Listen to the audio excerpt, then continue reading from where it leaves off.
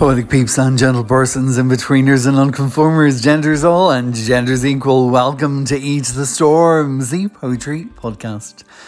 My name is Damien B. Donnelly. I get to be your host and producer, and thank you so much for joining us today. Whether that's been on Spotify, Apple, Google, Breaker, Podbean, Player FM, Overcast, Pocket Cast, Castbox, Podcast Addicts, or iTunes. We are bursting with bumper issues this season, and today is no different. Well, actually, today is very different because it's a very personal podcast. Because today we are celebrating Turas Press, a publishing company based here in Dublin in Ireland, and its creator Liz McSkeane, who will join me today for one of two Behind the Storms chats. And the reason all this is happening is because on Wednesday, the 8th of May, Turas Press are launching my second poetry collection, Back From Away. And it's a double launch, as it's also the second collection being launched from Emma McKervey, whose collection is called Highland Boundary Fault. And Emma will join me today for our second Behind the Storms chat. So I thought, what better way to kickstart this launch season than having a podcast dedicated to our wonderful publisher and invite a few more Turas Press poets along to join in the show. So not only do I have Emma and Liz, a writer of fiction and poetry herself, we also have Ross Hattaway, originally from New Zealand but now based here in Ireland, who has two of his four collections with Turas Press, and also Eithne Lannon, a poet from here in Dublin. So as bumper issues go, brace yourselves. There is another one coming up right now. Just to let you know, we will be having this episode, which is going out on the 4th of May, followed by our launch at the Irish Writers' Centre, as I said, at 6:30 on the 8th of May. And at the end of this month, I'll be having a Zoom launch, accompanied by some poetic friends to read along with me, so stay tuned. But for now, all that's required of you is to settle down on the sofa or snuggle up in bed for another 2 hours with either a cup of tea if you're in bed or a gin and tonic if you're on the sofa. But of course, feel free to mix it up. Accompanied by those drinks, make sure that you have either a crunchy biscuit or a slice of carrot cake at hand. This is Eat the Storms. My name is Damien B. Donnelly, and I hope you enjoy the show. And today we're jumping straight behind the storms with our first chat, and that's with Liz McSkeane from Turas Press.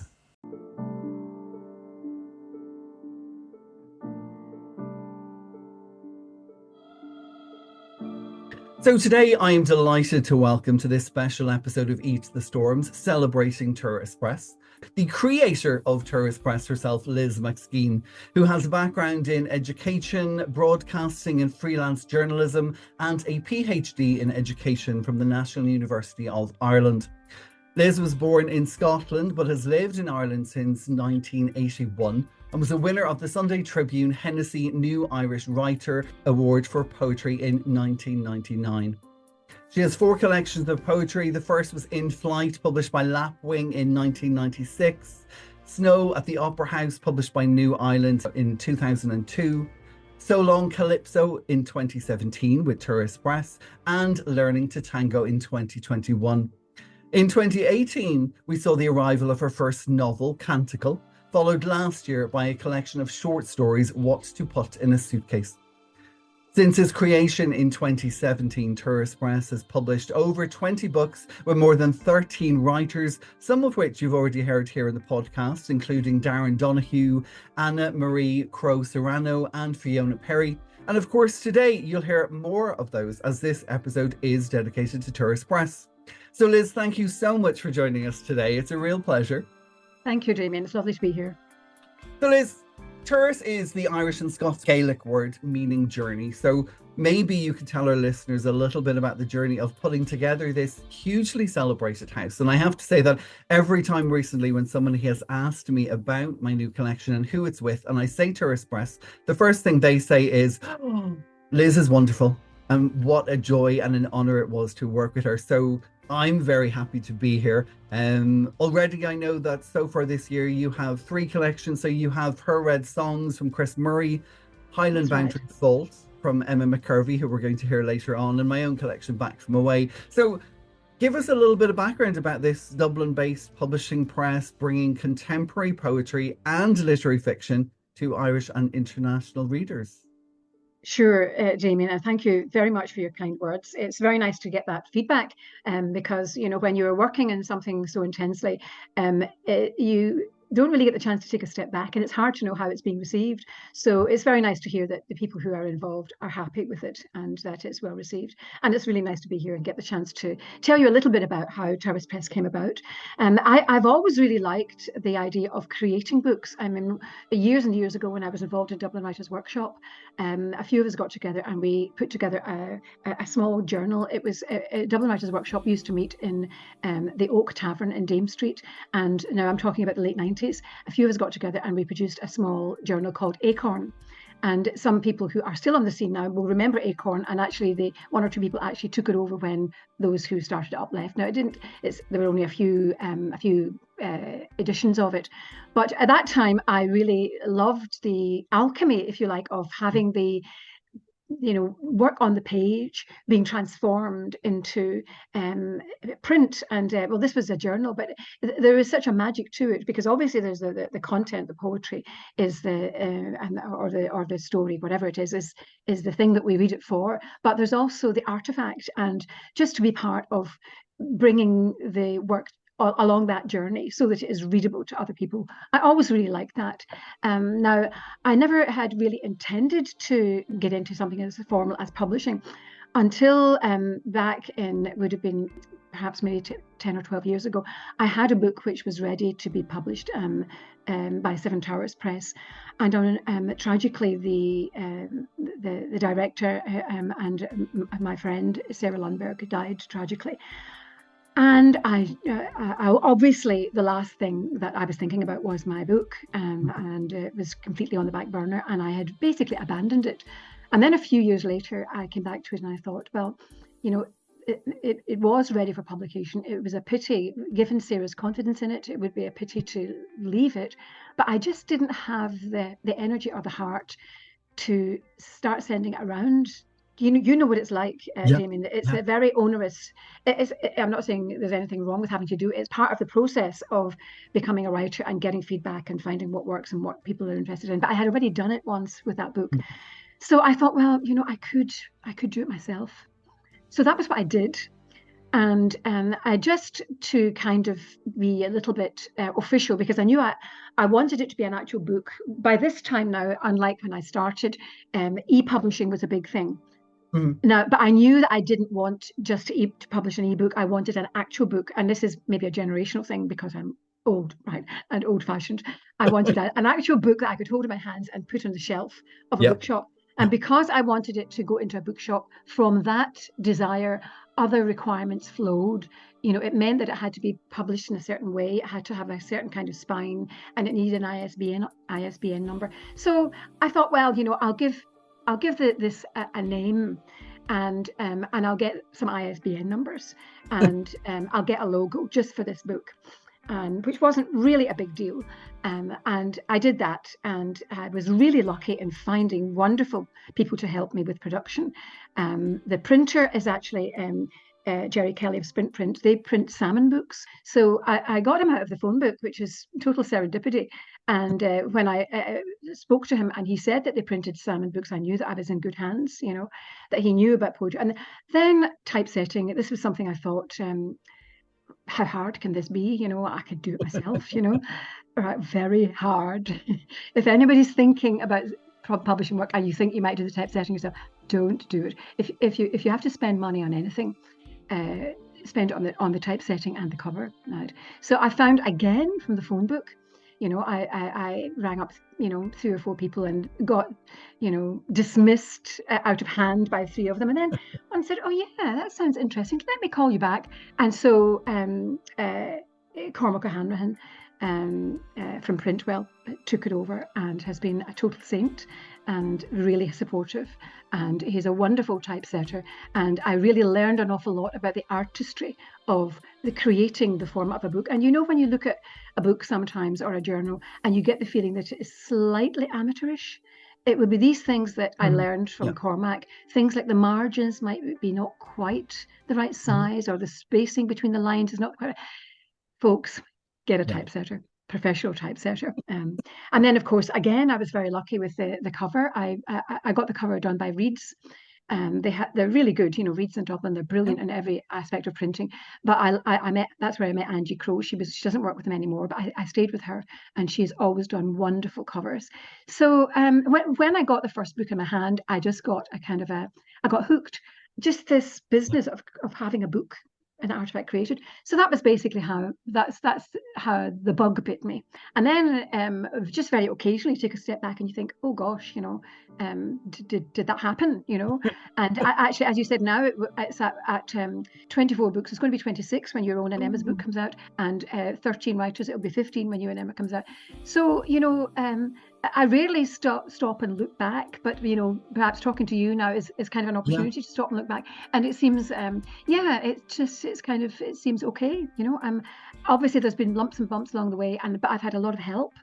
I've found people to be very generous, and I've found it much easier to, if you like, break in and be accepted. I didn't really think about the thing that I thought more about, Damien, at the beginning was not even so much, the whole wider business of setting up a publishing company, but publishing my own work. I thought that was something that I thought long and hard about, because there is the feeling, well, if it had been any good, somebody else would have published it, and is it kind of an admission of defeat, or is it kind of is there a sense that nobody else would do it, so that it's like I had to do it myself. It really is about status, in that way. So in a way, that was something to reflect on and to get over.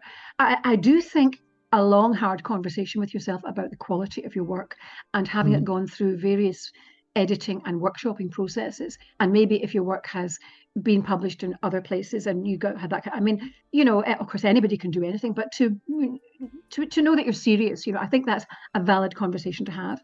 But once you have it, I don't think it's true that all good work will finally find a home, because there is an awful lot of good work. I don't know if you've had that experience, that I know people who have really good work who have never been published, who deserve to be published. And so I guess that is one of the reasons that I had that conversation myself and decided, yes, I do think this is worth reading, not only worth writing, because as we know, not everything that is worth writing is worth reading. We throw out a lot of stuff along the way, but I thought, this is worth reading. I'm going to go for it. And then when I did that, I thought I would really like to do other people's work as well. And that was really how it happened. So here we are, like 24/26 books later, 7 years on. That's extraordinary, an extraordinary jump. But I know, and I recognize in terms of what you're saying about the help that's out there and how willing people are, doing the podcast, doing the journal. For me, it was just a way of creating more platforms for more writers to take part in, because as you said yourself, there are limited spaces, there are limited amounts of books that can come out every year. There are limited spaces in journals. And when you take a step towards embracing the community, I think that's what makes the huge difference, where people suddenly take notice of, okay, well, we're not just celebrating ourselves here. This person is literally trying to do something for it's not always for the greater good. We do want to be, responsible as a publisher or the editor, but we're creating spaces. And I think that's so important, especially today, where it is limited to where we can share our work. Exactly. That's my feeling exactly. And the other thing is, I think that there is, if you're kind of a small independent outfit, like as a publisher or a podcast like yourself, it means that you can take chances, that you can give a platform to people and work that might be a bit quirky. Now, I'm not saying that all of the Turas Press work is quirky. Some of it's quite traditional, and I would put my own at the more traditional end. But there is some work which is quite experimental and a bit out there. And again, I'm not saying that the more mainstream publishers never do that kind of work, but there's maybe less opportunities for more experimental and innovative work, or it might take them longer to get a platform. So I think that indie publishers, and we've seen this in novels, for example, some indie publishers have, small publishers have had books that have done really, really well and have won prizes and so on, that might not have been picked up by bigger houses because of the pressures that the bigger houses are under to basically to create profits, and now I'm talking about the really big ones. And what was it like then to go from publishing yours, which, as you did say, previous to that, it had already been picked up before. So, to a degree, in terms of thinking about, its value and its worth, you knew that you already had an acceptance. So what was it like to go from yours to suddenly, okay, now I need people to submit? How did that process come about? Well, as it happened, I'm in a couple of writers' workshops, long-standing. I'm in two different writers' workshops. And they're basically, they're friends, and there's three of us, and then there's four of us that we meet usually about once a month. And in one of those workshops, there were two people who had books ready. They didn't say I have a book ready, but I because I had been reading their work for years, and that's Anna Maria Crocerano and Ross Hattaway. They had been, I've been reading and we've been commenting each other's work for years. So, and I can't, to be honest with you, Damien, I can't remember which way round it was. I think I probably said to them, would you, can I? And they said yes. It's a great act of trust, really, considering that I was a newbie, and they both, I think Ross was the next. And then I started to get submissions. I have never actually, now I have two submissions windows, and usually in 1 month in the spring and 1 month in the autumn. And it's because it's just me. I just don't have the resources or the time to be able to have a year-long submissions window. But then somehow I got a manuscript in from Jo Burns. To be honest with you, I've never asked Jo how she found out about Turas Press, because I wasn't aware that anybody knew about us. But anyway, and that was it. Jo was the first person that I published whom I didn't know. And I was completely bowled over and honoured by the fact that a writer of such calibre, obviously, Anna Maria and Ross also are very high calibre writers, but they were my friends, okay? Yeah. So they could maybe take a chance on me. But I was absolutely privileged that someone of Jo's calibre, and I could see that her work straight away was absolutely top quality, that would offer her book to Turas Press. So that's really how it happened. As far as I remember, some of it's kind of fuzzy at this stage, 7 years ago, But it's like huge congratulations, because I have to say it's been fantastic to work with you, because you put a collection together and you write it, and you have to keep reminding yourself it's not done, because there are going to be many more drafts, and there are going to be those babies that need to get chucked out, to either move things along or that just don't really fit together at the end.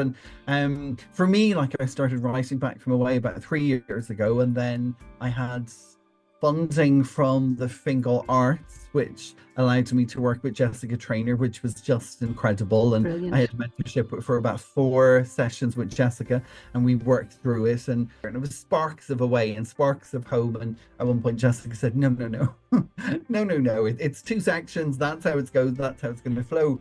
And then sent it out, and you came back with a lovely sort of acceptance. And I remember, actually, I think I got a message from you on Twitter just to say, did you get my email? Because I think the email went somewhere else. And when I got the message, I was so excited.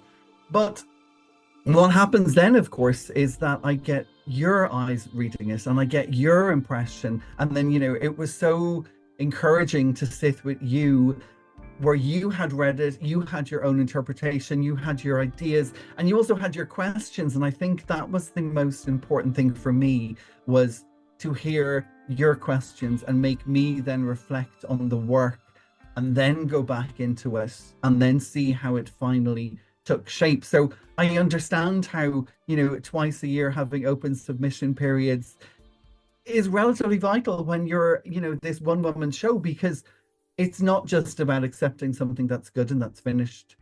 It's seeing the rest of the journey until it becomes a published piece. There's that's true, Damien, but I must say that there's very little, I can remember the work on your book, there was very little to do to it. As I say, some of it was really asking questions, clarification, but your book wasn't reworked by any means. There was a bit of tweaking, and I would say that in general, I would there is a lot of work that you see, obviously maybe your book at the stage when you went to Jessica, and it was wonderful to have that opportunity, because she's such a wonderful writer. I would not take a book at that stage, much as I would like to mentor people through that. And it's not because I don't want to, but it's a case of priorities and making choices.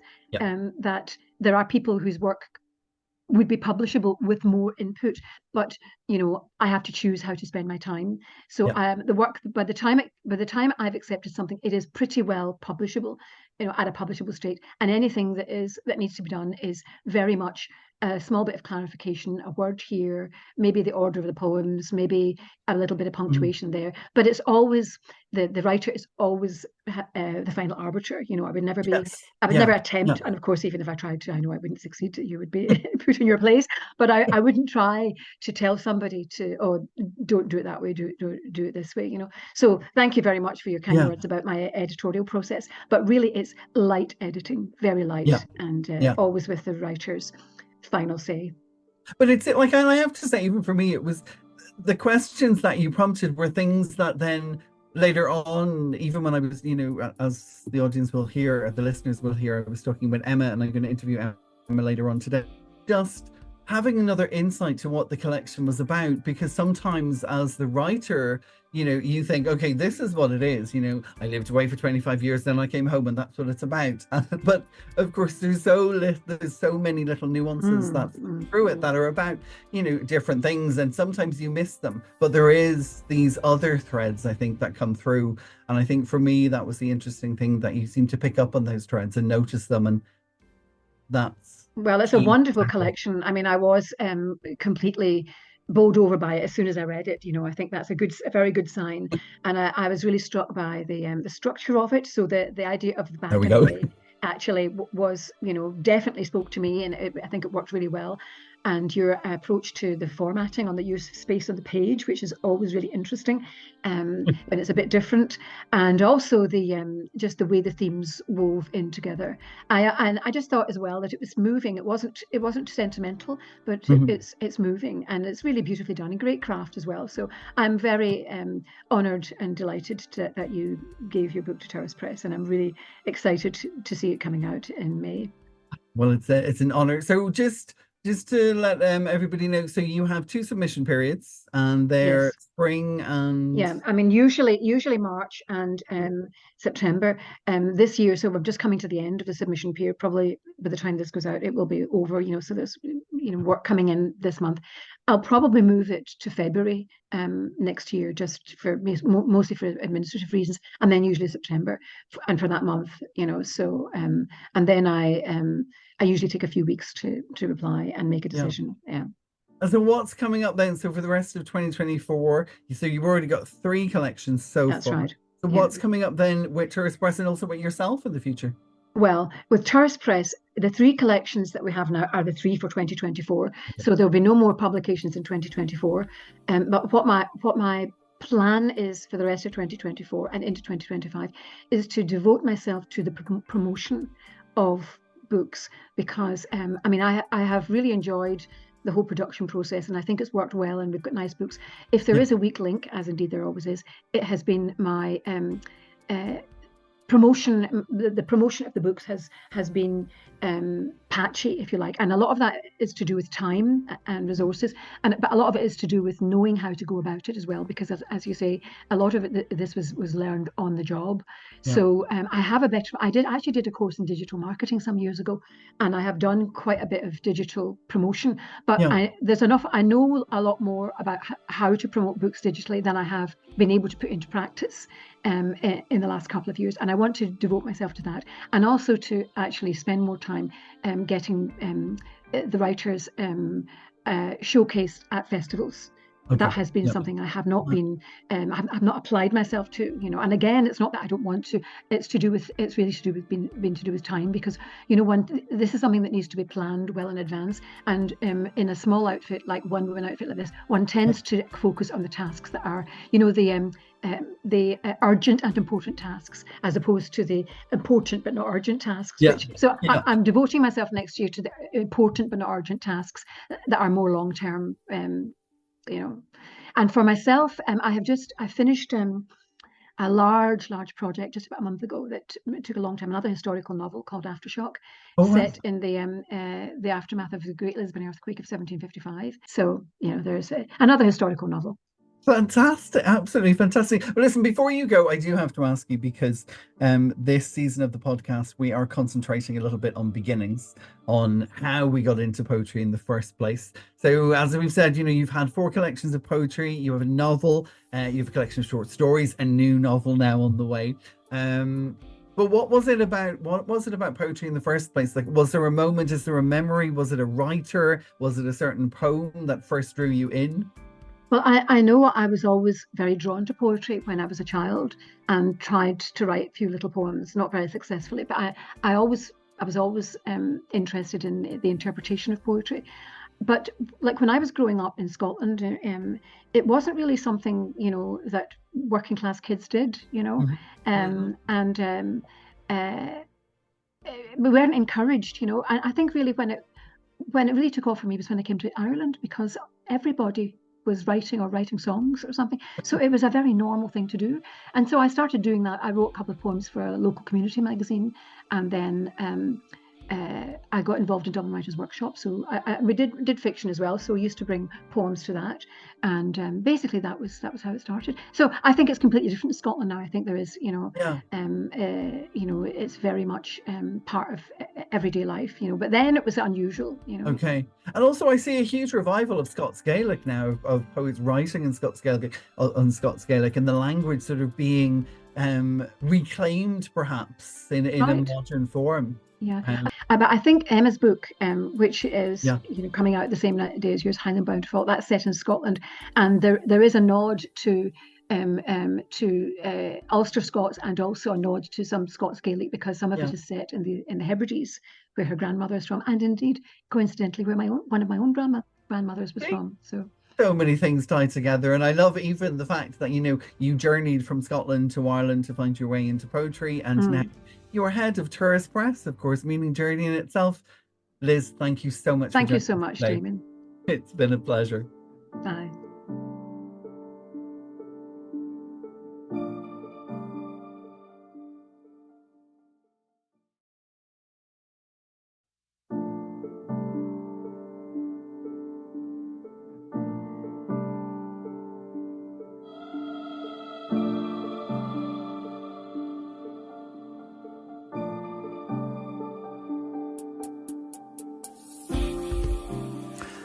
And our first guest to read on the podcast today has had work published widely and read in places like Ireland, England, the United States, Australia, New Zealand, and Lithuania. He is a founding member of the infamous Sunflower Sessions, which holds monthly readings and open mic sessions here in Dublin at the Lord Edward pub, and produced the Broadsheet Flare. This guest has 4 collections to his name, 2 of which has been published by Turas Press. Today, for us, he will be reading from Plain, which was published in 2021, and How to Sleep with Strangers, published in 2018. Previous to that, his collections are Pretending to be Dead, published in 2012, and The Gentle Art of Rotting, both published by Seven Towers Press. I am very pleased to welcome to Eat the Storms for the first time, Ross Hattaway. I'm going to read from my last 2 collections, both with Turas Press, How to Sleep with Strangers and Plain. These are from Strangers. Story. Possibility is what separates us and its limits, the lucky and the unlucky, the young and their history, strength and the merely strong, the beaten and those outside the game, the loss we choose along the way, what happens when the story goes wrong, however long we chase it. Everyone who dies is a hero, but they're not, and soft praise is comfort and not as cold as loss. All breathing ends in failure, all strong hearts skip and stop. Living is a habit not easily broken, but broken still. The broken drop.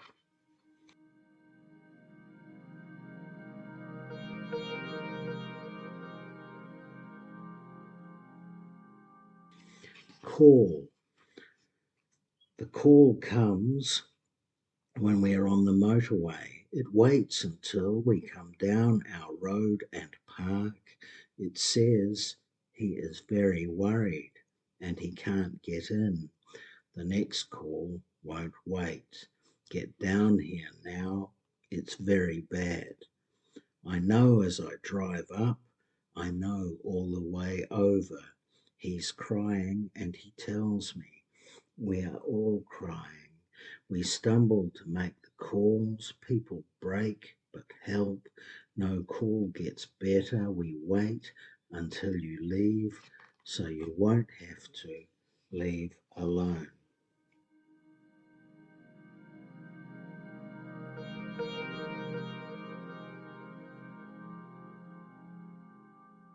All the things that stay. You say you saw your parents making love once. You were young, 10, maybe 12. You were transfixed. You did not fully understand what you were seeing, but you knew that it was beautiful, that it defied the conventions and demands of beauty. You say that what stayed with you was their gentleness, the care they took with each other. You tell me you have never had that. We order more coffee and sit and wait for all the things you need to say.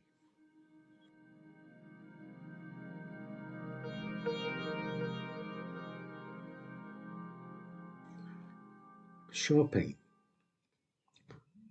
3 bags of Probium, a dozen epithets medium, 10 kilo bag quatrains, washed but organic, 4 bags mixed reviews, small jar Schadenfreude for competitions, value pack cliches, family-sized underlying theme for emergencies, packet of influences sliced, packet of influences sliced whole grain, packet of influences unleavened, large bag dried literary theories, 6-pack grant aid, 3 small presses, 2 open mic nights, 1 litre pathos, sugar-free, 200 grams of metaphors, gluten-free, 2 tubs of empathy, low fat, a little rhyme if they have any.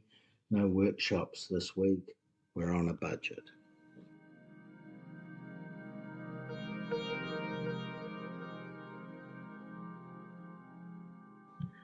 The next poems are from my last collection, Plain. Songs of Home, I think. Plain.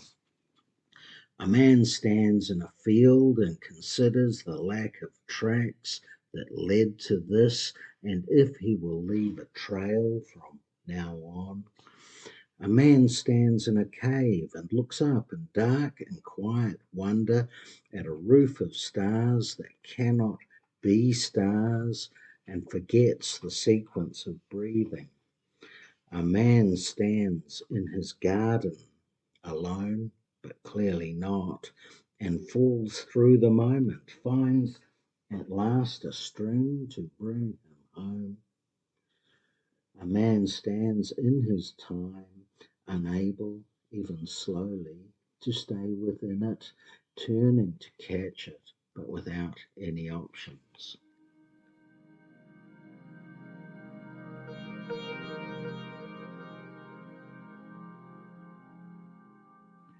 Pacific. I'm more of an exile than you'd think. Language increasingly steep, black sand, whispers of hill and tunnel, black sand bridging the gap between river mouths and harbour basins, each word an inlet, each line a tide, each work an island, each joined to the others with this.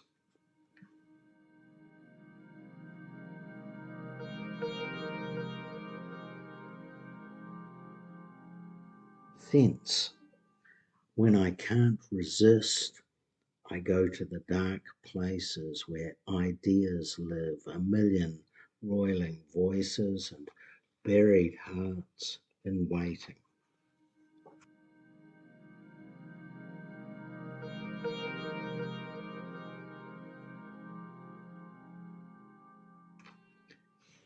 longer. If we can travel the longer road long enough, if we can wear our skin under skin under skin, how can our pain contain us? Strong. All my life I have been surrounded by small women who know best how I should live, and at the centre of them has been you. And how shall I live now? And how shall I go on living? For our children, you would say, for you, this is the risk we took.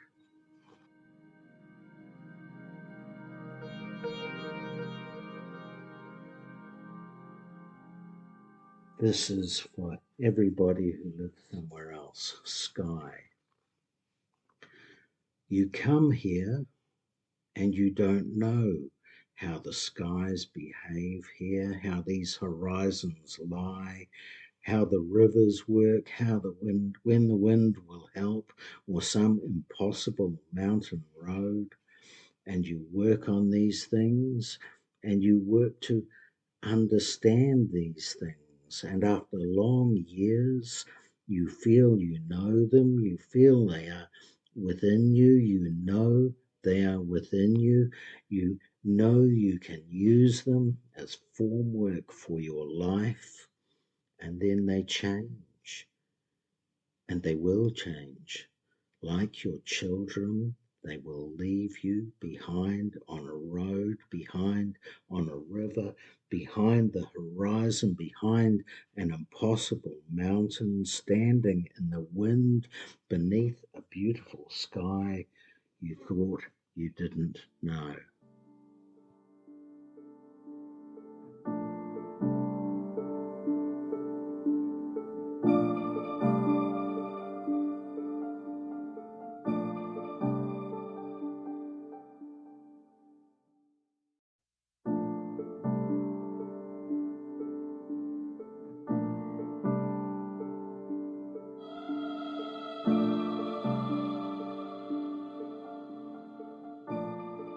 And now it's time for our celebrated publisher of the day, Liz McSkeane, this time returning as writer, and she'll be reading poems from some of her own collections.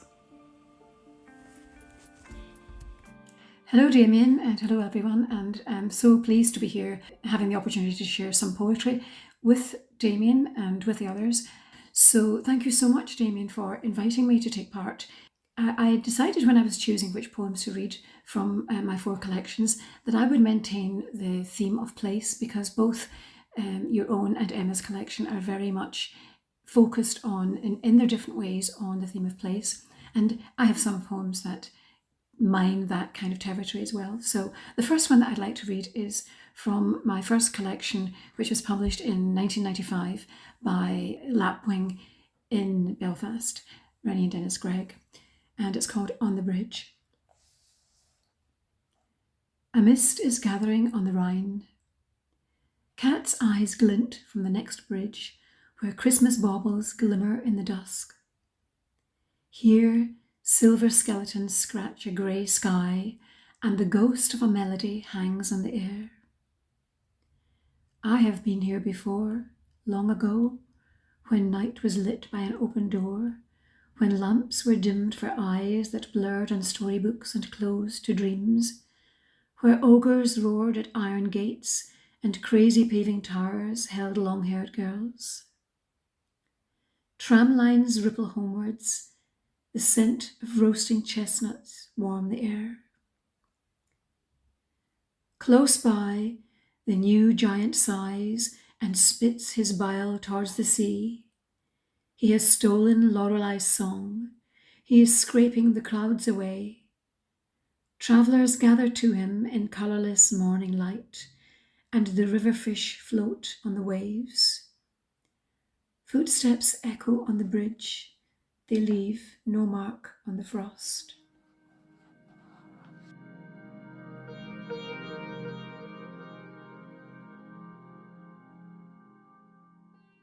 And that poem was written at a time where people were telling me during a visit to Basel that there was a great concern at pollution in the Rhine and the effect that it was having on all of the countries that it passed through Europe. So, that was before 1995, so things have only got worse. So the next poem I'd like to read is from my second collection, Snow at the Opera House, and that was published in 2002 by New Island. And this is the title poem, and it's maybe not very seasonable because it talks about snow, but then who knows? It might be. Snow at the Opera House. They're serving coffee in the marbled hall. At the other end, glass balcony doors reflect the chandeliers, the vast mirrors in golden frames. Beyond, it's night. Snow falls. Light spills over the parapet, and out there, 4 lamps cast an aura that shows every flake, tumbling in perfect rhythm with the rest, into the lighted arc, then out of it again, fading back into darkness to blend with all the others, and finally settle. I rest my forehead on the cold of the window pane and clasp my cup. It warms me through the woolen gloves, and for a short while, this is more than just one person, heavy with dampness seeping through boots and too many sweaters.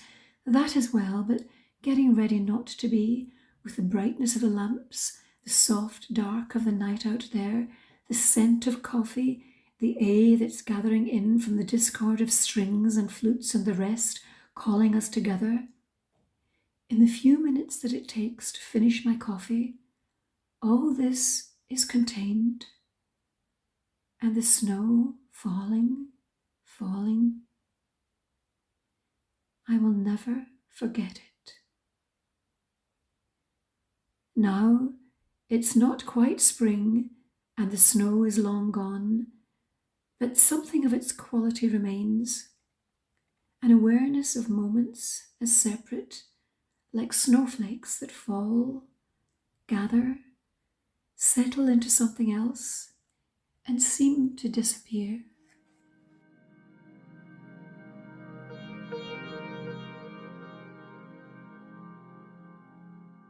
And this next poem, which comes from my third collection, So Long Calypso, which was published in 2017 by Turas Press, is it's about possibly my favourite place in the whole world, which is the Kelvingrove Museum and Art Gallery, a famous gallery in Glasgow where I was born and where I was taken to very often as a child. Kelvingrove. It is an eternal present.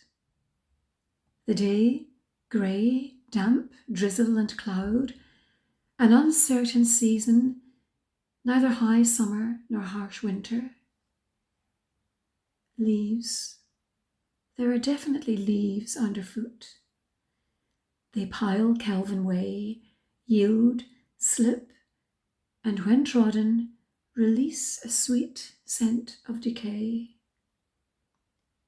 Autumn then, and the air is fresh with the breath of the trees, and the spire carves charcoal on the low sky.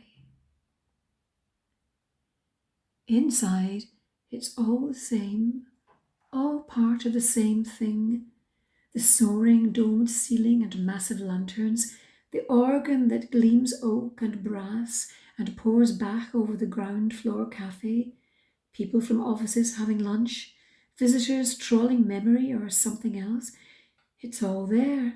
They're all there still, beneath layers of progress and interactive experiences. There must be something solid and unchanging in the realm of things, something that withstands the advances and the crumblings of time, unless the constant flicker is in a self which sparks from life to many lives. You can't go back. You don't need to. It's there, all there. It is an eternal present.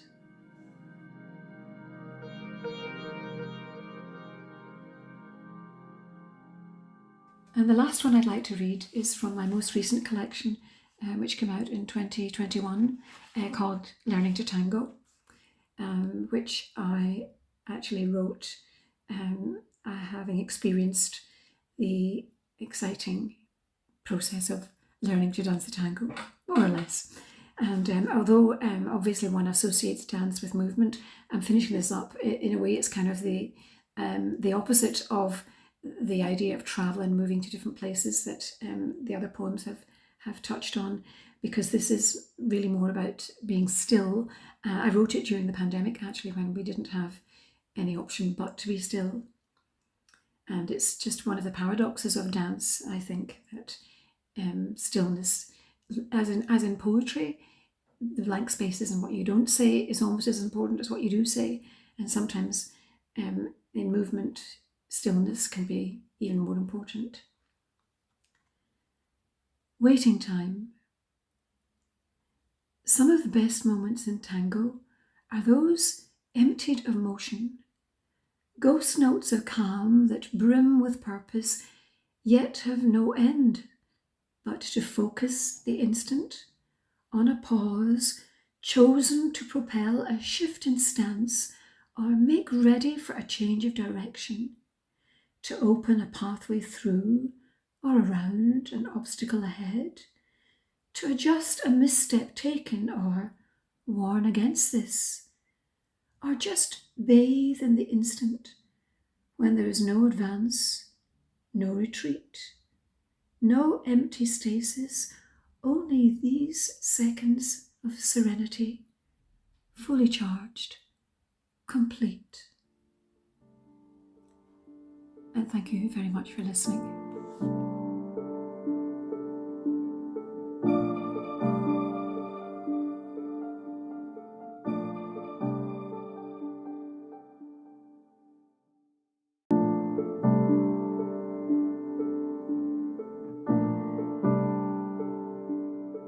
And just like that, it's time to go back for our second Behind the Storms chat today. This time, I'm delighted to be talking to my fellow poetic launcher, Emma McKervey.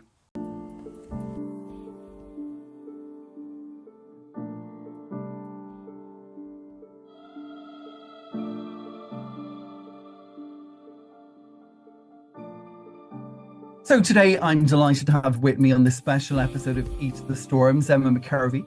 Joining us from the Ards Peninsula in Northern Ireland, Emma is from Hollywood in County Down, and her latest collection, her second collection, Highland Boundary Fault, is published by Turas Press, and we're both launching together on the 8th of May at the Irish Writers' Centre here in Dublin. Emma's first collection was published by Turas Press in 2017, The Rag Tree Speaks. She was highly commended in the Seamus Heaney Prize in 2016, shortlisted for the Northern Ireland Poetry Competition and the Bord Gáis Irish Book Awards Poem of the Year, and in 2015 won the Northern Ireland Translink Poetry Competition. And Emma is not only a writer but also a visual artist with a background in music. Emma, thank you so much for joining us here on the podcast today. Thank you so much for having me on, Damien. It's great to be here. It's lovely for us to come before we actually have our launch in person. Reduces the nerves slightly to have had a chat beforehand. It gets rid of a little bit of that, and then hopefully on the evening we'll wine and all will be fantastic. As long as there's red wine, I think we'll be okay. Before we get started today, before we talk about the story of Donald and Lizzie, your great grandparents, I believe, this season on Eat the Storms, I'm asking all our guests about beginnings, about how they first got interested in poetry. So I just wondered what it was that triggered you originally. Was it the written word? Was it music? Was it perhaps the visual arts? Or were they always there complementing each other? Well, I was always, as a child, making and doing things. You know, I was always drawing, and then that turned into writing, you know. But I was fortunate to come from a family, a lower working class. My mum loved poetry and loved literature. Her father, who had been in the army, could recite reams of poetry as well. So it was always around me when I was a child. My mum loved Walter de la Mare. And then one of my sisters started giving me Spike Milligan poetry books and Brian Patton. So I had these kind of very humorous poems at the start. So that's really, then I started writing. As much as I was always making little plasticine figures and drawing, it turned in, and playing music, it turned into writing as well. And that carried on for a long time. You know, lots of angst-ridden fodder when I was a teenager, which thankfully no longer exists. And then, yeah, it stopped for a while, I suppose. I was trying to be a bit more, I don't know, a bit more sociable, a bit more of an extrovert, and the music kind of took over. And then it was only really when my kids were young, I came back to music, or back to poetry, really, simply because it was a lot easier to sit on the sofa with a notebook and pen than, you know, once you get your kids to bed, you can't really start playing the saxophone. That doesn't work. You definitely need So a it was back quieter to art form. poetry. And I think it is really my default setting. Everything else, I mean, it was my degrees in music. You know, I was a passable musician, and you know, my day job is teaching arts and crafts to adults with complex needs. But the best way I can express myself, I think, in the most honest way of making art for me is poetry, and it really always has been, with the odd blip where I needed to go and play jazz for a while, but I've come home. And what about then, now being a mother? What about having children? Has Spike Milligan creeped in? Has story time become poetic, or are they a little bit young yet Well, for I'm that? kind of at the other side of a 21-year-old and a Oh, my 17-year-old. God. Yeah, I know it's long. Those early days are long gone, but thank you for thinking I might have young children. Yes. Yeah, I mean, we did a lot of reading and making up poems and that sort of thing together. But I think partly, I think your kids, when they get to a certain age, have to feel better to reject whatever you've offered them. Of course. Yeah. And my son's definitely coming back to it. He's 17 and he's interested, and he thinks it's very cool that I'm, you know, have another book published. My daughter's at university in Scotland, so is not so involved, but yeah, we definitely read a lot of poetry, the Spike Milligan, the Brian Patton stuff when they were younger. And language and literature has always been a big part of their upbringing. I think it's different now. I was fortunate enough to go to a school where we still learned poetry by rote, you know, and then those poems are really embodied in you. And you know, I can still, you know, I remember back to having small children pacing up and down with a colicky child, reciting an Irish Yarman for Caesar's death over and over again, because it was a really good rhythm. But the kids don't have that now. I don't think poetry is particularly touched on in schools, so they don't have that. The poetry as a sense of cultural heritage or identity in the same way we might have done, you know. But I think it's almost like you said, it's that, you know, it's almost cyclical. Like there is that age of just, like you said, rejecting everything that your parents did because it's not my way, it's not my thing. You know, they've done it, so therefore I have to carve out a new route. But, you know, eventually at the right time, I think they're tending to find their way back into it.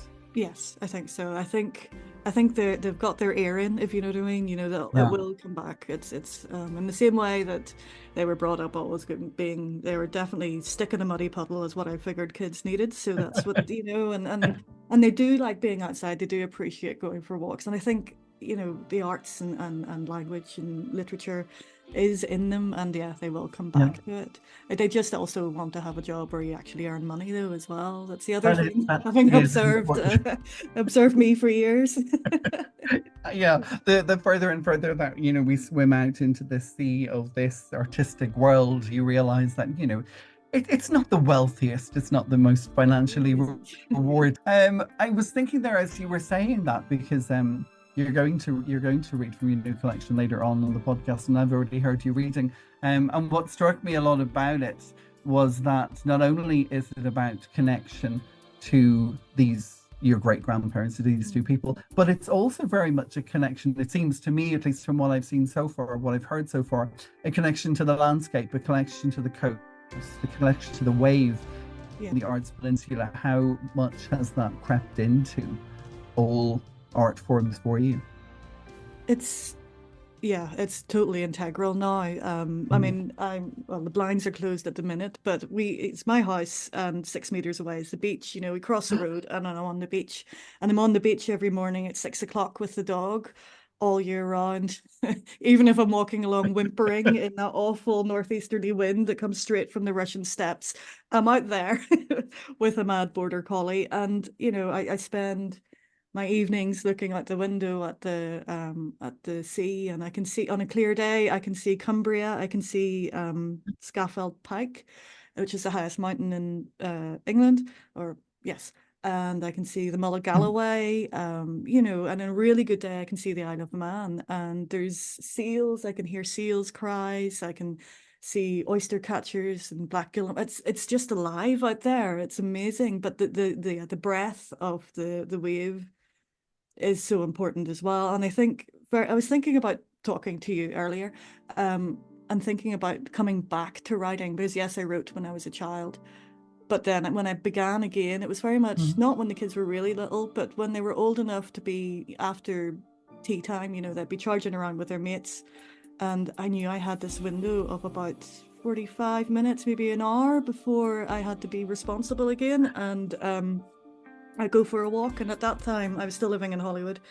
And there's a walk that goes straight up into the hills. It's called King John's Walk, because King John, when he was putting together the Magna Carta, walked from Hollywood to the next town over the hills, Dundonald. Anyway, it's a very ancient pathway. And I think the rhythm of that and walking that walk every day as well, and the very much the quest for silence, because there really hadn't been an awful lot of it for a number of years, was what brought me back to poetry. And I think living here, right on the peninsula, and with the waves, and even the shape of the peninsula, it's drumlins, you know, it's glacial drumlins. So the land looks like water as well. It all undulates. Is like a real, it's really alive, it's really breathing, and I think that rhythm of the tides and of the land really has impregnated my writing and how I am, my mood of being. Well, I was actually there last time I was there. A friend of mine, Karen Mooney and Gaynor Kane, I was with the pair of them, and Karen drove us to the Cooley Wells. Oh yes. And she wrote an extraordinary poem that was actually in the Storms Journal. She wrote an extraordinary poem about that last year. But yeah, you know, going there, she brought us on a tour of the whole peninsula, and it's exactly like you said. It's the sight, it's the sound, it's the stillness, it's the chaos of the coast. Yes, absolutely extraordinary. Impossible not to be affected by it, I imagine. And talking about journeys, so this is not your first journey out, as we've already said. The Ragtree Speaks came out in 2017 with Turas Press. I was wondering maybe if you could just talk us a little bit through the journey. So perhaps the journey to having the first book published. What was that like, being a total novice? And then when afterwards you felt that it was sort of the right time to start working on the new collection, on working on Highland Boundary Fault? You know, was there a mourning period after you'd let it out there before you could start doing something new? Well, Ragtree Speaks, yes, I was very naive, and I was completely shocked when they accepted my manuscript. Turas Press, I'm so thankful to Lisa and John for taking me on and publishing that work. And I think it is good work. You know, I was nominated for the Irish Poem of the Year, one of these pieces at the Irish Book Awards. It turns out the second best poem in Ireland that year, I think.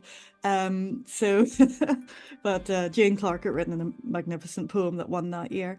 I was very naive and I didn't really know how the whole system worked. And Dara were great, and they'd set up this tour of myself and David Butler and Anne-Marie Curran and Kelly Crichton. And so big tour of Ireland with Belfast, Galway, Cork and Dublin. And it was great crack, a road trip. And they were fantastic, and they'd organised a couple of festivals for us to be on panels from. And but after that, I kind of didn't know how to carry on with that. I think because I was also working full time as well. So I was still writing, but I didn't really want my second collection to be just another group of poems I happened to have written over a couple of years. So I was thinking more of a narrative, and there'd always been this family story about my great-grandparents, and my great-grandmother was from Greenock, which is near Glasgow on the Clyde, and my great-grandfather was from the Isle of Lewis and the Outer Hebrides. And the story was this jealous village girl who was in love with Donald had been intercepting the love letters that they were sending to each other when he had to go back up to Lewis for a while. So they ended up in a sheriff's court case. So I wanted to research that, and I was really fortunate and got an Arts Council of Northern Ireland funding to go up to the Isle of Lewis and spend a bit of time there. And I tracked down like my fifth cousins who were able to tell me a little bit more about the whole story. And the family are still on the original croft from 200 years ago. Oddly enough, because I teach weaving as part of my day job, teaching arts and crafts, the loom, which my great-grandfather had built, which was still in use up to about 10 years ago, was still on the croft. It was a fantastic place to go to. And Lewis is a strange kind of lunar landscape. It's a bizarre place with barely any trees, and with all the Callanish stone circle, and there's all these standing stones over the island, and then traces of the Vikings, and it was just an amazing place to be. So my writing kind of spiraled out of that. I mean, it started out as a straight ahead kind of love story, and then as I have a tendency to do, if you've my other poems, things get a bit mythic. So I started equating my great grandmother with this kind of the archetype of the flower maiden. And sorry, so what timeline? So we're going back to your great grandparents. So what's the timeline? What's the date? Sorry, 1890s. 1890s, yeah. Okay. And so we went to Greenock as well, and the cottage where my great grandmother grew up is still there. So her father was a head gardener to Sir Alexander Lyle of Tate and Lyle Sugar. Yeah. So she grew up in this kind of rarefied, I imagined, atmosphere in a big walled garden, with all these beautiful hothouse flowers and everything. Learning the Latin names. She could read and write very well, whereas my great-grandfather's sisters had to sign their name with an X. We're still at that stage. My great-grandmother would have been English speaking. They still do speak Gaelic as the main language up in the Isle of Lewis. I was really interested in this tension between the cultures, and then this love story and this kind of intervention. So my great-grandmother became kind of equated with flower maidens across different mythologies. And then my great-grandfather was a MacArthur, and in the real King Arthur, not the wishy-washy romantic stuff where you waft around Glastonbury. I think I might have lost a lot of fans there, but the actual King Arthur was a Dalriadan king. So he was a king in Scotland in about the 6th century, and he was Arthur McGavin, and his father was a Dalriadan king. So they came from the Irish line of high kings. Dalriada was a kingdom that was kind of Antrim and Rathlin Island and Argyll. So it spread across because it was easier to journey by sea than over land. So connections were made by sea, and that's how the land was, or how the kingdoms were held together. So MacArthur. So if you're a MacArthur, you're descended from the real King Arthur. Essentially, if you're of the Scottish clan MacArthur, you're a descendant of King Arthur. So I kind of wanted to drill into that in the book as well. And Arthur comes from art, which means bear. So there's lots of bear kings in different mythologies as well. So I have these different strands coming in. So it's not just a straight ahead, this happened sort of story. I've brought in elements of Viking mythologies and Greek mythology and the Gaelic, so the kind of the Irish or Celtic high goddess, who's the chthonic winter aspect of Bridget. She kind of turns up quite a lot. So there's the room I'm in at the minute was covered in these giant A1 sheets of paper with lots of arrows and post-it notes and scribbles across them. And my husband was like, "So that's what the inside of your head looks like." I was like, "Yeah, that's that on the wall." I got to the stage where I was almost frightened to start writing because I'd made it so complicated in my head, and trying to hold all these different elements together, and bringing in the history of the island and the history of the MacArthur clan, was how to find that balance, because I thought it wouldn't be strong enough. I mean, it could have written a love story, a Victorian love story, and but I felt that it was calling up deeper elements in that. And I'm also interested in how, I suppose, how working class people doing working class trades can influence, or that these lives are important and have depth and meaning and complications, and are worth holding up and looking at in a different prismatic kind of way, that's not just Catherine Cookston. You know what I mean? So I really wanted to find some sort of magical element to what had happened. I mean, they did, obviously it went to the sheriff's court case, and then everything was fine, and they got married and had 12 kids. So they recovered, which is a little less magical, dealing with 12 children, I imagine. As you talk about, it's extraordinary, because we were talking about things being cyclical earlier on, and you're now sitting there, you're writing, you're putting words down on a page, you're writing about these letters that you found that your great grandparents wrote about each other. You are teaching in your day job weaving, you have these creative arts, and you go back and you find the loom. Yes. There's so much that these repetitions, we move on and things develop, and now we have social media and we're sitting talking over Zoom, but yet these fundamentals, these ways of communicating, there are so, it seems, ingrained beyond just the lives that we're living right now, but flowing through the generations. Absolutely. There's it's not just a genetic DNA. I think there's cultural DNA, and it sounds a bit woolly to say, but a spiritual DNA that we all respond to. We respond to the same stories that are so important. And I think, I hate seeing movies like, for instance, a Disney movie that messes around with fairy tales, or has to change, because that isn't what it's not about having suddenly a girl boss who overcomes everything. That's not the point of the story. The point is you're dealing with archetypal aspects within the psyche, and it's about psychological development and about spiritual development, and it's not about whatever's going on in the culture currently. And I think it's really unhealthy that this is kind of glossed over, and I think these stories, this idea, I'm obsessed with the idea of katabasis, which is a Greek term. It's about going down into the depths. Think Orpheus and Eurydice. It's going down and coming back. King Arthur says it to his knights. They say, "Where do we enter the forest?" And he says, "You enter it at the darkest point."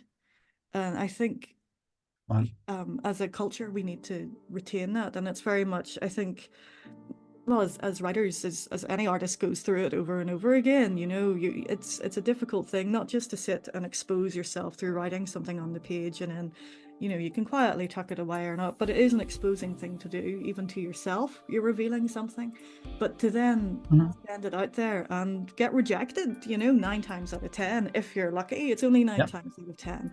That this has definitely been a difficult second album, so it's been a process to get to the road to publication, and I'm so delighted that Turas has decided to take a chance on me with this one, because it's a bit of a strange one. I'm really good at the PR here, but it's a strange collection. It's fantastic, buy it. But yeah, it's been a very strange journey, but the idea of being rejected over and over and over again, and then you can't actually be that delighted when you are accepted. You have to be a bit zen about it, and then to stand up in front of people and read this stuff, it's so exposing. So as writers, or as any artist, a musician or whatever, or a visual artist displaying, or an actor, you're really exposing yourself over and over and over again, and but that you can't mature, you can't avoid things. If my kids said they were scared of doing something, I was always like, well, do it, and then the next time it won't be so scary. And that's how you get through things, and I think that's what myths and fairy tales tell us, and I think that's what I'm trying to express as well in the collection. It's wonderful talking to you now about it, because I think, as I said, we're going to lunch together at the Irish Centre on the 8th of May. And while my collection isn't in any way about myths, but it is about going back. So my collection is called Back From Away, and it's about the fact that I lived abroad for 25 years. I was 45, well, I was 45 when I came back, and ended up being in my great-grandparents' house that was built for them back in 1908. But I'm adopted. So I've come back to the root, literally the beginnings, so the beginnings of the family, the beginnings of the Donnellys here in Lusk on the edge of Dublin. And I spend so much time out in the garden. I spend so much time digging and gardening and moving things my grandfather planted, or, chopping down the one that hadn't survived. But the thing about it is, the closer I keep getting to that root, the further I am from my truth, because it's not necessarily my root. So it's questioning that word home. Yes. What ties you to people. So I think it's going to be a really fun to get to share this space, to get to share this time with you. And I'm very grateful. And I'm very grateful that you took the time to chat to me today. Emma, thank you so much. Thank you so much, Damien. It's been great meeting you, and I can't wait for the 8th of May. That'll be amazing. I really look forward to hearing more of your work. See each other in real life. Absolutely. Wow. Well, listen, have a safe journey from the Arts Peninsula to Dublin in May, and I'll see you then. I'll see you then. Thank you so much.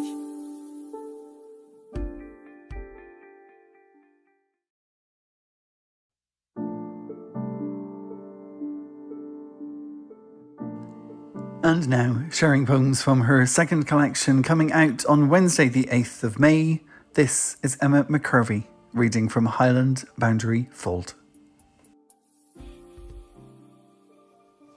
The arrival of Donald Begg. At the point where the three lochs meet, Donald feels his old life vanish. The island, the croft which stretches down towards where the Keilach rests across the moor, the river at Cleesgrow, and the eagles waiting and wanting the lambs. They all go. They are all drowned out by the steam and the smoke. Saying goodbye to the island's silence, he turns towards this new display of metal struts and screeches and screams of metal on metal, and metal uplifted, and metal swinging on metal chains out over the Clyde and her girdled skeleton ships. They seem greater than the sleeping Keilach who rises over Achmore, above the lochs, and no wonder she slumbers when these metal hulls are constructed here by man, new great shipwomen, massive and heavy and mountainous in the dry docks and the slipways, and see how the world bends around them, around their metal weight and metal shrieks, and he will fit them out so beautifully. Donald reaches out, but from the island fishing boat he cannot touch. They dare not even sail the wee lass close, and he is needed at the docks and must ready himself to go. Beyond the hard gleam of metal, Greenock is golden. Houses stacked upon houses up the slope, and Donald has never seen such true and honeyed walls. They rise up like a new sun, and he realises how hunkered down his life has been. The ships moan and squeal their own berthing. He picks up his bag and steps ashore.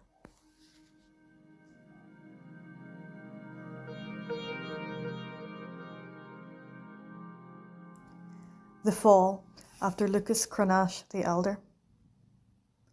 Adam scratched his head when the apple was offered, or was it a peach, or possibly a pomegranate? He wasn't too sure of anything, except perhaps of the way Eve was looking at him, the way she shifted her weight from hip to hip, tucked her hair behind one ear, the upward tilt of her chin as she stepped closer. Yes, he was sure of how that made him feel. Eve had examined this garden, whilst Adam had contented himself with an idle grazing of berries and the occasional crunch of a celery stalk. Eve knew the walls on which she couldn't get purchase to hoist herself up to see over, but knew the sky stretched on past those bricks, knew the birds flew out and came back with worms in their beaks, knew the serpent could insert himself into any chink and force its way, had seen it pass through the locked gate. Eve had pressed first her eye, then her nose to the line where the gate met the wall, couldn't see through the crack, but could smell something sharp and bitter beyond, and she wanted it more than any of the endlessly ripe feast. It's too easy here, she thought. Too easy. I want there to be more. When the serpent had coiled the tree, she touched its scales first, wondered at its cool, dry self and how it seemed to move even when still, then plucked the forbidden fruit from the stem.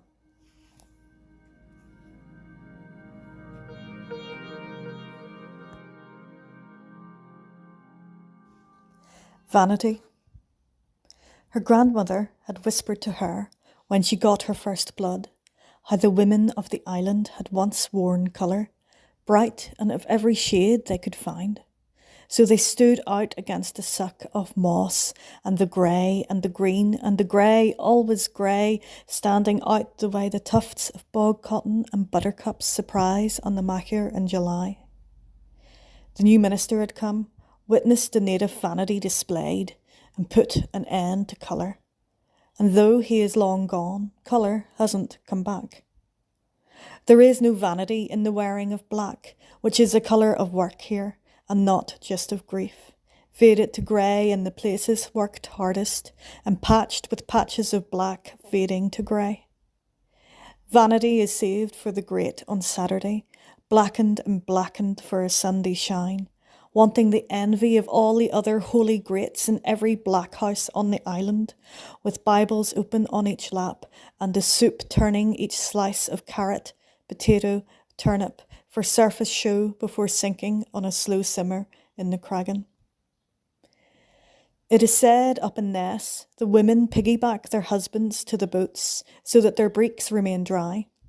She wonders if they hike up their skirts to wade to the moorings, and what colour the petticoats underneath.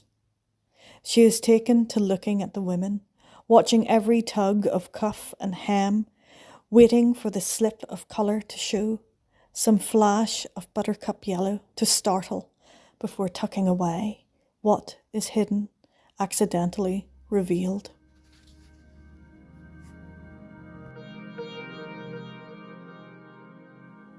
We are at sea. We are all in the midst of it.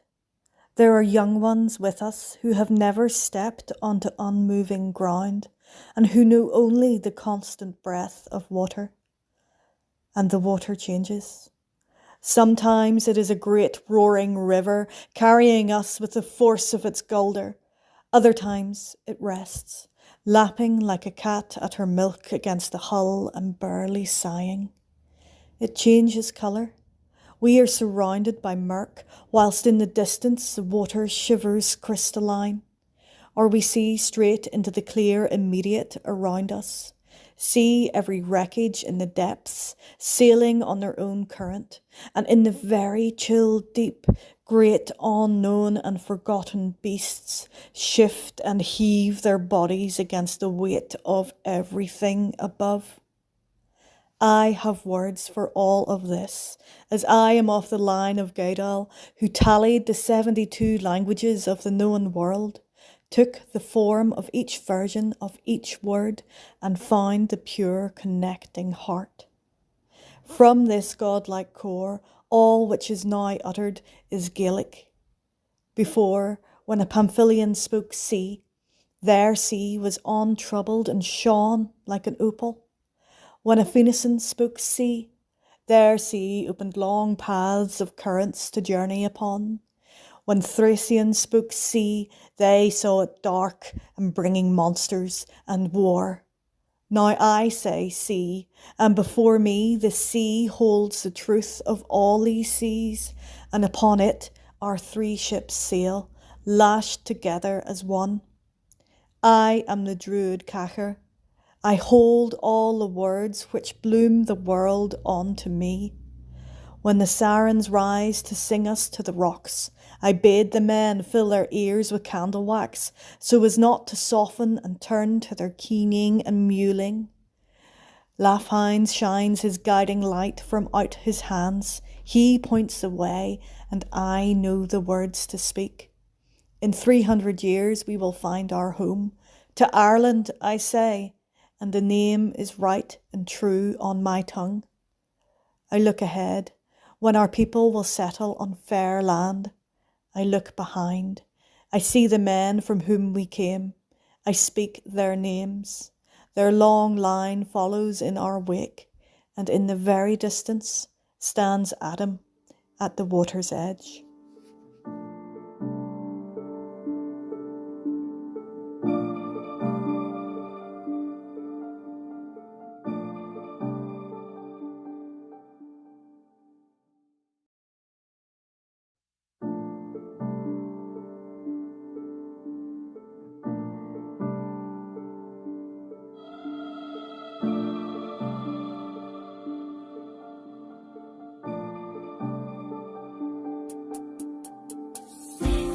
Next up on the show today, we have another Turas Press poet who lives here in Dublin. Actually, she lives very close to me in Skerries, along the coast of Fingal.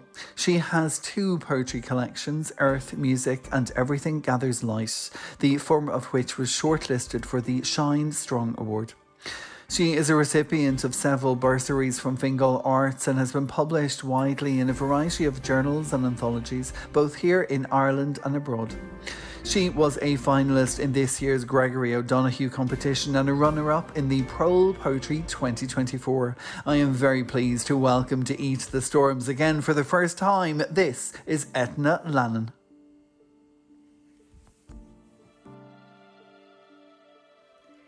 Hello everyone, and thank you Damien for your invitation to read here. I'm a frequent listener to your wonderful podcast and delighted to be reading on it today. So I'm going to read some poems from both my collections. I'd like to start with a poem written from my home city of Dublin, where I grew up as a child. And this is a Liffey poem. Enough. It's the deep sheen caught on a cormoran's silk wing as it dips and dives to feed. Black thread slivering the tarred lost Liffey. Wind touches riffled into wet light flickers. Sometimes it's the grey-tipped gull swoop in the cluttered city sky and the August heat of this late summer's evening when a dusky haze hovers on roof rims.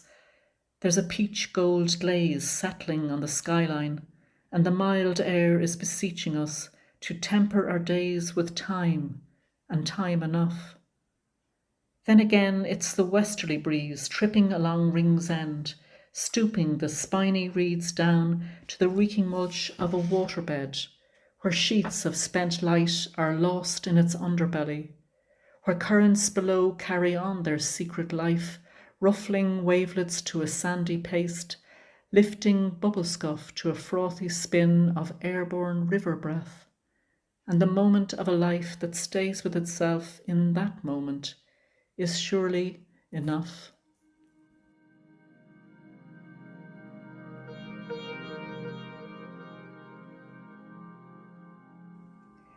My next poem is the title poem from my first collection, Earth Music, and I will follow on from that with a second poem which was inspired by my love of music and cello music in particular. Earth Music. I will lead you by the hand to the hushed hum of the gentle oak, an evening breeze sounding shivers into leaves, quiet turbulence in the air, and the gravity of sound settling on mossed stone. I hear its tongue lick in ivy the way a bat hears the silhouette of trees, or a whale the shape of its home, touching the skin like sound braille, tiny neck hairs startled to its presence. Earth music in the trees and in the tender wind, atoms of light trembling in tiny dust particles where body bones separate, flesh disappears. Between heart pulse and light's shadow touch, I will lead you to the quiet abundance of silence, the wide emptying of voiceless things, earth's pulse, seamless and somewhere beyond absence.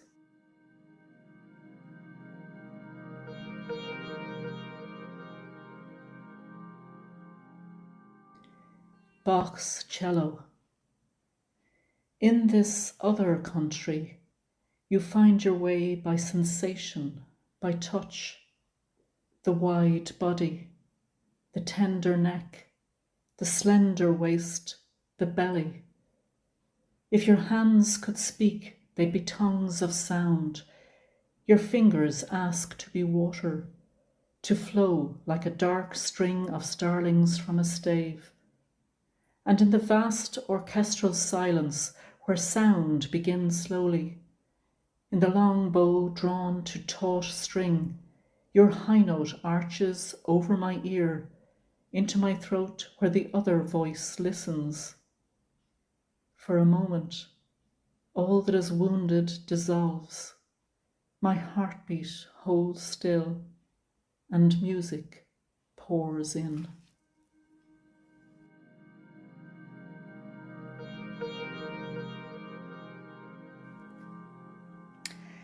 I spent many of my childhood summers in the Midlands near Rooskey in County Roscommon, where my father was from. So this poem is a tribute to him and to his love of the Shannon and fishing. Fisherman. His mottled hands shine like bruised thistleheads. The blue-veined lines I had traced as a child are soft and raised over thinning bone. Oak-pleated skin is knotted with age. There's an earthy tone to the marrow of his gaze. Black bog seeps between my toes. Swallows dip in a cool, damp mist. And still, the air trembles to his touch.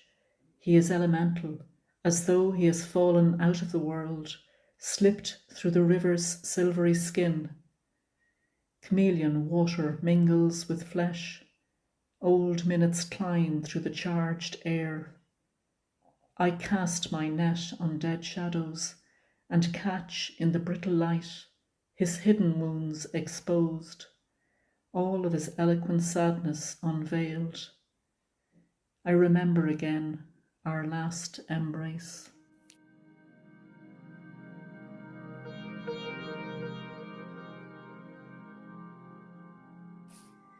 The next couple of poems are from my second collection, and many of the poems in this book were written from various locations around North County Dublin, where I've been living for many years. So the first one is written from Skerries, and Skerries has a number of small islands dotted around it, the nearest one being Shennock Island. And the name Shennock comes from the Irish word shonnock, meaning fox. Ilan na Shennock, Shennock Island, Skerries. Salt-wrapped Martello, and the night world brimming.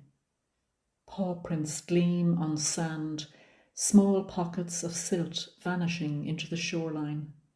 Thin thread of strand at low tide, dark doorway her shadow makes on water. You could gaze through it forever and never touch her centre. Tall grasses tilt in the breeze, curtain of sky haze lifting, and under the glow of Rockabille's beam, all things turn silver, even the unspoiled world of the vixen's glossy pelt, her onyx eyes and perfect measure. She fits her skin so precisely. How singular a body can be in its movement, yet vast and diffuse in stillness. The way a flock of starlings rises undivided, dips, disperses, each part all at once separate and bounded. Blue of midnight, voice of the sea slurring on the craggy tide line. moon pools of shadowed pearl, light at last resting in rocky crevices. How we look for sounds and syllables to pause the flow of things, to slow it all down for us. Doorway opening into the other time, and no going back now, but to go on beginning.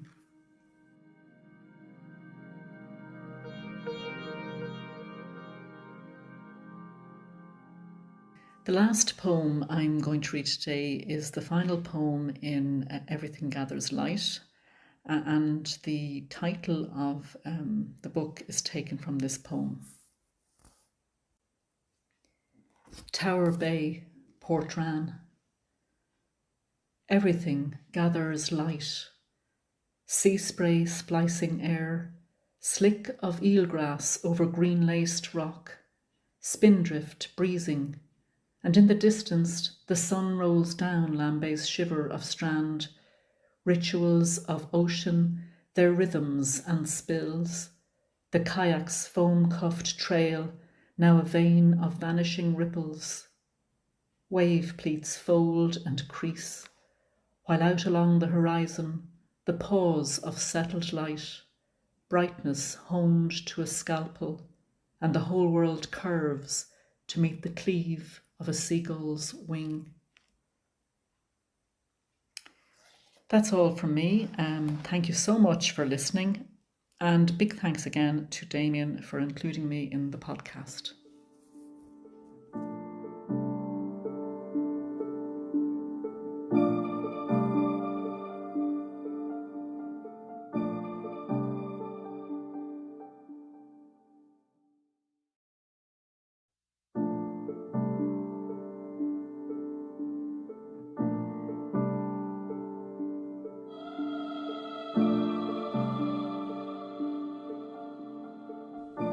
And I guess it's now time for me to set myself into the fold of Turas Press. These are poems from my new collection, Back From Away, coming out on the 8th of May, with huge thanks to Liz at Turas Press. Original songs. Here now, flown back to nest. These streets hold no shadows of my former shyness.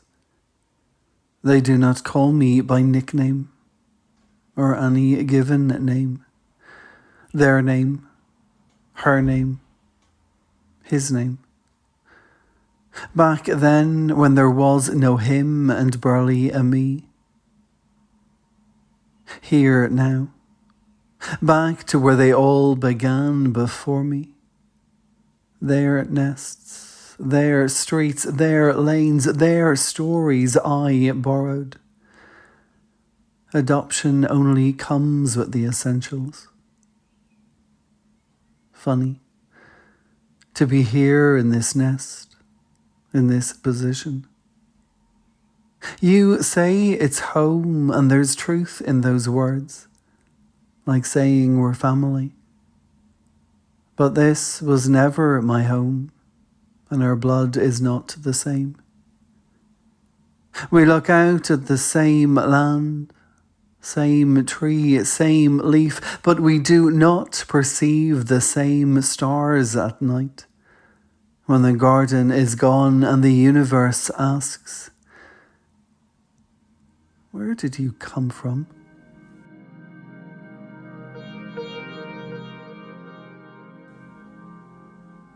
I think when you're considering moving home, when you're considering flying away, leaving the island, leaving Ireland, leaving your homeland,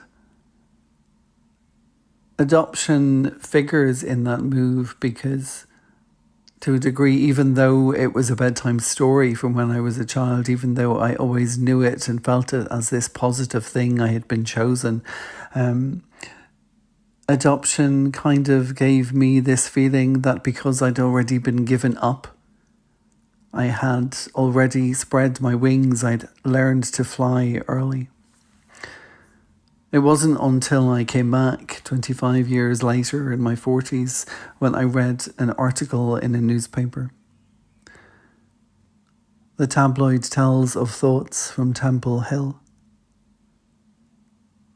I read in the paper this morning that we were hugged, that sometimes a nun cried when fledgling flew from fold, sister sobbing for a child she'd never call her own. But we were just toys, far from the playground, temporary things waiting to be wanted.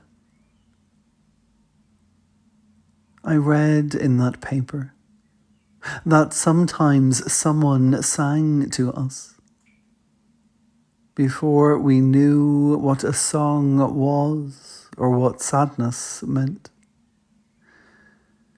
Newborn babies, waiting on new names in odd arms, singing us songs of selection.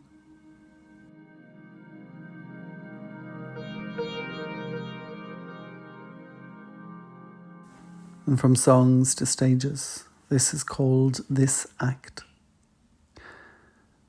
Sometimes, by the sea, the waves cut across the arch of my feet, and the winds brush tiny hairs on my face as if I do not exist. As if all this crawling and climbing and walking and running and loving and fucking and choking and breathing is an act. Performed on one stage, while the audience is enjoying a show in a different theatre, and I have no idea where the entrance is.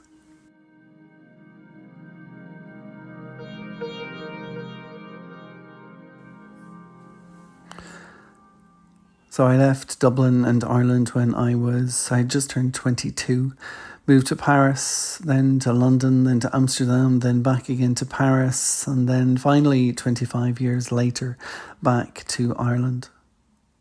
This is called Not Everything is a Competition. In Paris, on Saturdays, I ran in a straight line above concrete-covered water. From the west of its centre where Wilde and his wit slept, to the north of its sacred heart, until the water became a river again, and the sky kissed the surface of its flow through the lips of tall towers looking like barred teeth rising to the bite. While here, on the edge of Dublin, by the coast, I leave Lusk and take the straight road with its little hills not yet worn down all the way to Rush and its sea where everything opens and the concrete can never compete.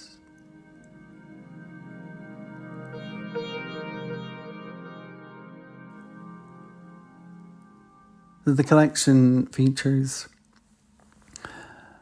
various scenarios of people leaving, moving on, returning. The tide returns a lot, coming in, going out, sweeping away part of the coast, and then you return and don't quite recognise it for a time. So this is one of those stories about somebody. This is called Sewing is Not for Everyone. She was a seamstress who couldn't sew and settled for off the rack instead of odd one out. She accessorised well, adopting a child and big belts to cinch in the emptiness a machinist would have trimmed away. She tried out perms and detachable collars under the brim of an Easter bonnet of toilet paper hearts, earning for herself the pearls of a ladies' club which he wore on Sundays for trips back to a village that hadn't taught her how to sew her way out of unexpected situations, like the weight of a necklace or the pinch of gold on fourth finger.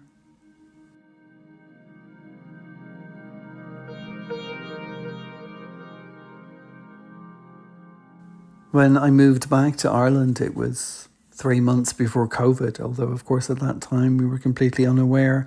And I promised my mother that I'd stay at the family cottage here in Lusk in Fingal in North County Dublin.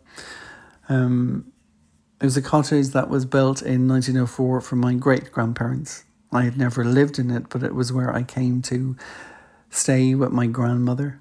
And later on, of course, my mother moved into it, and it's now the family home. This is where I arrived back with all my belongings from 25 years of being away. This is called Between the Floorboards. This room is 17 floorboards wide.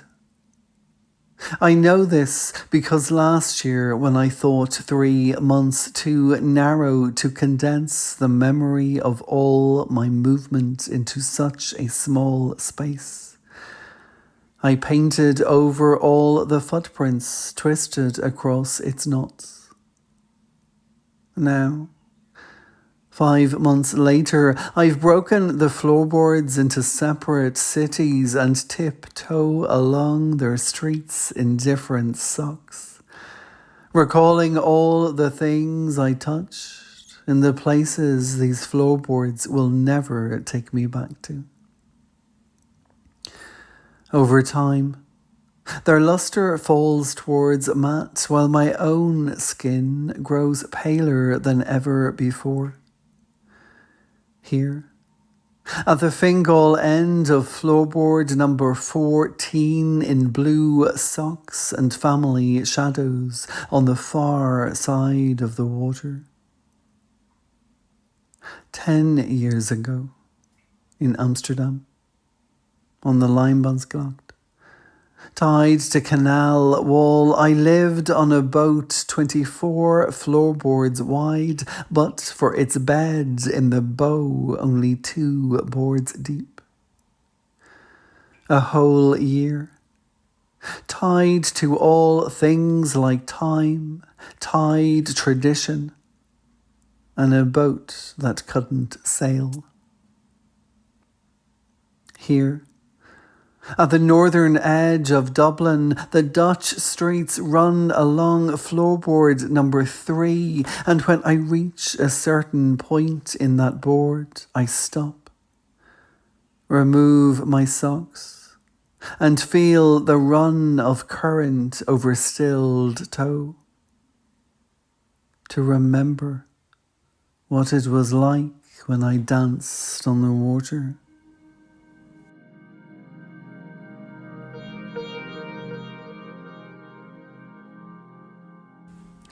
And I'm going to leave you with this final poem, and it's called Homecoming. We pack everything with bright bows, trim fat from all that has gained, fold future pockets of storage into careful corners we'll unwrap later, in rooms that knew us long before we divined how to step out. We bask in the depths before wave brings us back in. We barely squeeze through doorway, push boxed lives under beds that shrank since we left the protections of their blankets. Our feet stick out, and the morning air is frostier than dream afforded. Coast has grown cold. Memory latches on like mould to all we've brought with us.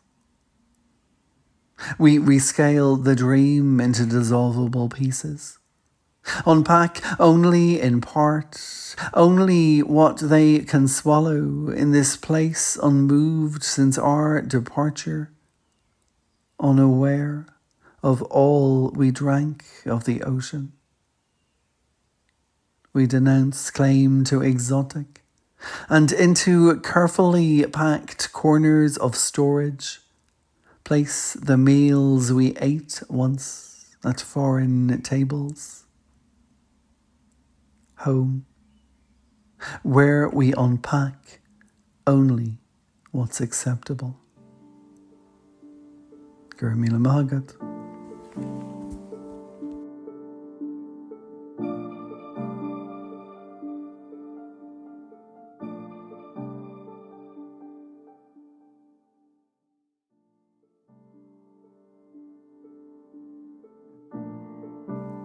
And to play us out today, I'm very pleased to welcome back Eithne Lannon. She will be reading a poem called Lough Bay, which is a beautiful little harbour bay area close to the pair of us. And her poem will be accompanied by music written and performed by Dave McClune.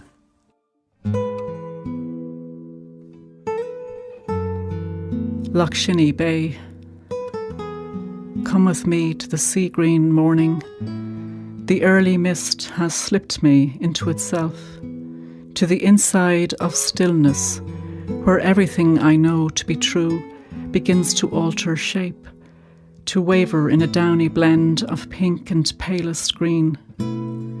The ordinary sky, once so clear and large, has left the land and sea, curled the flat horizon to drifts of furrowed silk.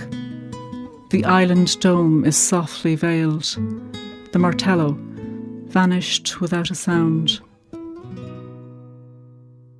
Now the haze begins its slow burn upward, light pulling clouds apart.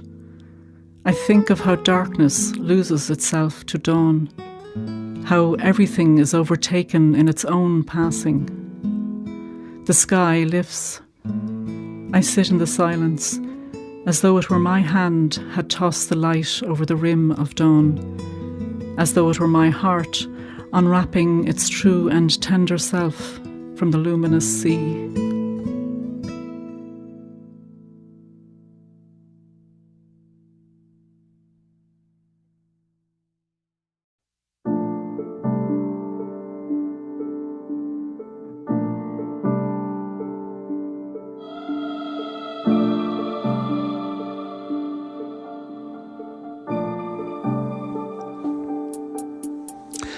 Poetic peeps and gentle persons, in-betweeners and nonconformers, genders all and genders equal. We've reached the end of another episode of Eat the Storms, the poetry podcast.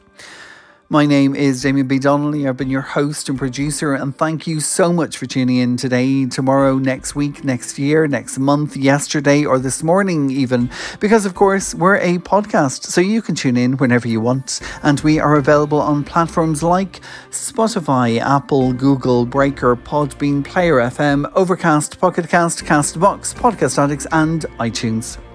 For details on Turas Press or Liz McSkeane, Ross Hattaway, Eithne Lannon, Emma McKervey and myself, Damien B. Donnelly, head on over to our blog post to accompany today's episode. That's at eatthestorms.com. Click on the podcast section called Listen to the Podcast, and there you'll find a blog post for every episode. This was episode 13, season 8, Eat the Storms Meet Turas Press. And there you will find photos, social media handles and bios of all my guests on today's show. As I've said already now a few times on the show, if you fancy joining us next Wednesday, the 8th of May, if you're in Dublin, then myself, Emma, along with Liz, will be launching our new collections at the Irish Writer Centre. It kicks off at 6:30 and tickets are available at Eventbrite. They are free, but seats are limited, so get in early to grab your place. Once again, I'd like to say a huge thank you to Liz McSkeane for welcoming me into Turas Press, into the family.